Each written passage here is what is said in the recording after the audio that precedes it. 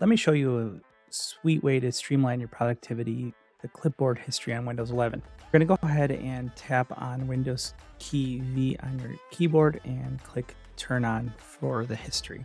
Now, let's say we have a bunch of pictures we want to get. We can screenshot them by doing Windows key Shift S for a screen clipping. We can do that 3 or 4 times, for example, here. And then we can go here to any word processor like Word. This is WordPad, the free version. We can go ahead and hit Windows key V and we can select, let's say, the first image, and you're good to go. We can then go ahead and, let's say, pick the third image. Good to go. And we can do this again for the second one. And this comes in really handy. We'll work with text and pictures. So if we go ahead and hit Windows key V again, you'll notice the word test and the history of the last few items. This will help you be able to copy items quickly. We can go ahead and right click here and say copy image.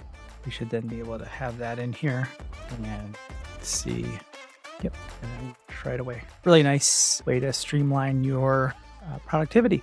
Hope you enjoyed the video. Turn on notifications and like and subscribe and share this with your friends.